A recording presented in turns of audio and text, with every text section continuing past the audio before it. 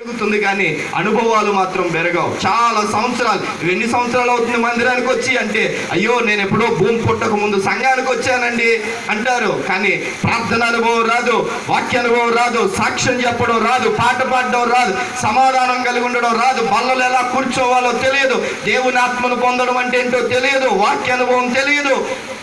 చాలా మందికి బైబిల్లో ఏ గ్రంథం ఎక్కడ తీయాలో రిఫరెన్స్ చెప్తే గబగబా తీయడం రాదు, అందించడం రాదు. ఎందుకంటే భక్తిలో పెరగరు. నువ్వు ఆ రీతిగా ఉండకూడదు. దైవ సేవకుని చెప్పు చేతులకు నువ్వు అప్పగించుకున్నప్పుడు నీ సేవకుడు నిన్ను దేవునికి ఇష్టమైన పాత్రగా మారుస్తాడు. దేవునికి స్తోత్రం. హల్లెలూయా.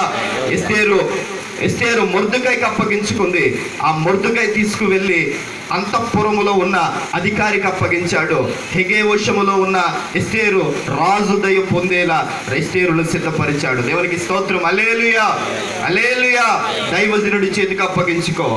నీ జీవితాన్ని ఎప్పుడు దైవజనుడు నిన్ను ఆత్మీయ జీవితాన్ని ఎలా మరిస్తే అలా మరల్చబడ్డానికి, నిన్ను దిద్దుతున్నప్పుడు, ఖండిస్తున్నప్పుడు, నీ తప్పులు సరి చేస్తున్నప్పుడు, నీ మెప్పును కోరుతున్నప్పుడు, నీ ఆత్మీయ జీవితాన్ని కట్టాలనుకుంటున్నప్పుడు, నీవు దైవజనుడికి సరిగా అప్పగించుకున్నప్పుడు ఆయన నిన్ను ఒక మంచి పాత్రగా మారుస్తాడు. ఒకటి, విలువైన దానిలో నుండి తీయబడింది. రెండవది, సరి అయిన వాని చేత చెక్కబడుతుంది.